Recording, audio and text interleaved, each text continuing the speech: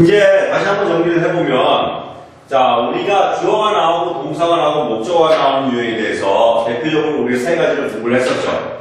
자, 그래서 이게 첫 번째, 두 번째, 세 번째. 그래서 이 목적어 자리가 굉장히 중요한 건데, 목적어에 뭐가 나오는지. 첫 번째 같은 경우에는 I made a boat. 그럼 나는 만들었다, 보트를. 하나의 명사가 나왔습니다. 두 번째는 I finished cooking pizza. 그럼 나는 끝냈어. cooking. 쭉 요리해오던 중인 상태인 것을, 뭐를? 피자를. 이렇게 해서 목적어 자리에 동사에다 ing 붙은 형태, 즉 요리해오던 중인 상태 혹은 요리하는 중인 상태, 이렇게 동사의 ing 형태가 나오고, 세 번째 I want to cook pizza. 그럼 나는 원해 요리할 것을, 피자를. 그래서 내가 원한다, 앞으로 어떤 동작할 것을, 그래서 to cook 요리할 것, 뭐를? 피자를. 그래서 우리가 이 세 가지, 즉 하나의 명사가 나오고 동사에다 ing 형태가 혹은 동사에다 to가 붙은 형태가 나왔습니다. 그래서 자, 근데 이거 잘 보세요.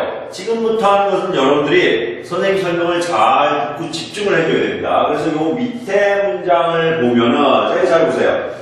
I made Tom a teacher 이렇게 되는데, 자, 1번 문장하고 이거하고 비교해보면은 여기까지만 하면 비슷합니다. 즉 나는 만들었다 탐을, 이렇게 되는데, 만약에 탐이라는 애가 그 로봇이거나 어떤 상품이거나 그럴 경우에는 이렇게도 말이 됩니다. 나는 만들었다 탐을, 이렇게 되는데, 어라 뒤에 뭐 또 이상한 게 이렇게 붙었네, 이렇게 나옵니다. 그래서 요거를 선생님이 설명을 지금 할 텐데, 요걸 잘 들어야 합니다. 선생님이 첫 부분에서 이런 얘기가 있습니다. 즉, 여기 있는 걸 갖고 보면, Tom is a teacher.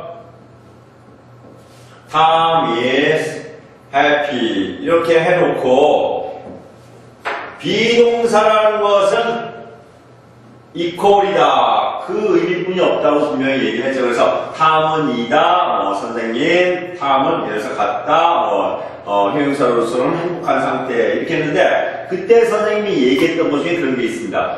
말을 할 때는 탐, teacher, 탐, happy 이렇게 상대방에게 전달을 해도 상대방이 다 알아듣지만, 글을 쓸 때는 꼭 써줘라. 왜냐?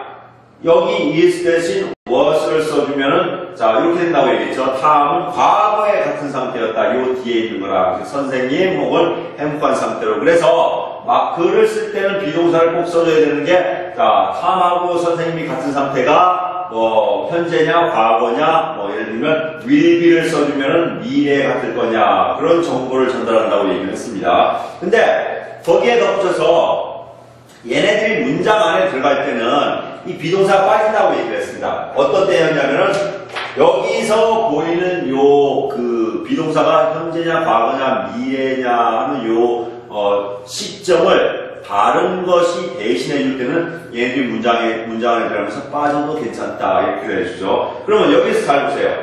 여기서 얘네들이 이렇게 생략이 되었을 경우에,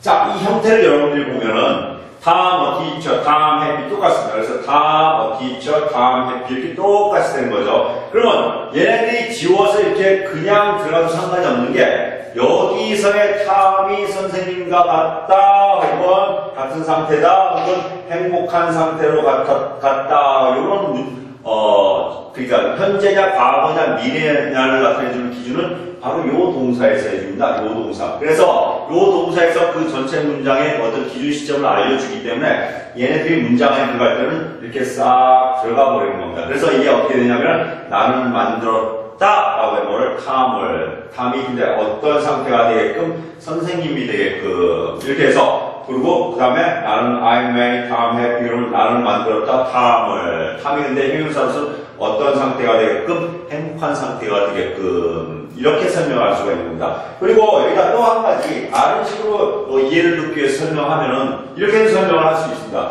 자, 항상 얘기지만 영어는 주어가 나오고 동사가 나오고 목적어가 나온다. 그러고 나서 목적어 뒤에 나오는 건 뭐냐? 자, 대부분이 그 앞에 있는 단어의 꼬리를 물고 이렇게 나온다 얘기를 했습니다. 제일 가까운 단어들이. 그래서 여기 잘 보면, 자, 나는 made 만들었다. 누구를? 탐을. 근데 탐이 어떤 상태이게끔?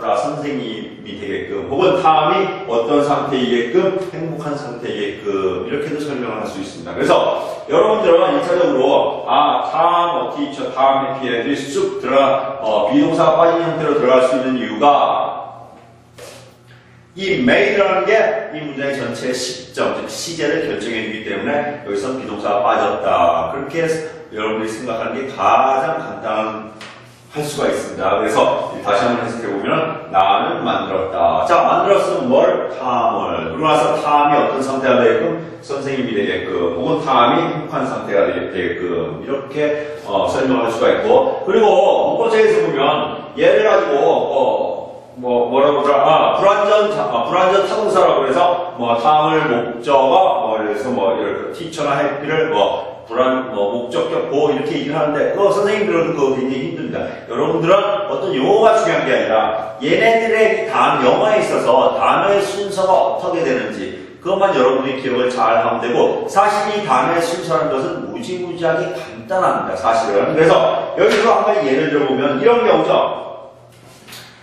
주어가 나오고 동사가 나오고 이렇게 동사가 나왔죠. 그러면 선생님이 항상 하는 얘기가 주어가 나오고 동사가 나오면 그 동사 뒷부분을 거의 다 통째로 목적어가 된다 얘기를 했습니다. 그러면 자 여기 잘 보세요. 내가 만든 것은 탐만 만든 게 아니죠. 탐을 선생님으로 만들었다. 요 자체적으로 행동을 한 거죠. 그리고 내가 I made Tom happy로 나는 만들었다. 뭐를 탐만 만든 게 아니에요. 탐을 행복한 상태로 만들었다. 그래서 만든 거에 대한 전체적인 목적어는 이게 되고 여기서 잘 보세요. 중요한 거 하나. 비록 이 안에 비동사가 빠졌지만 원래는 있었기 때문에 자 주어 비동사가 있었다고 가정하면 동사 그리고 teacher나 happy를 동사 원하는 목적어 이렇게 해서 이 목적어 안에서도 이제 본격적으로 주어 동사 목적어 형태로 나오게 되는 겁니다.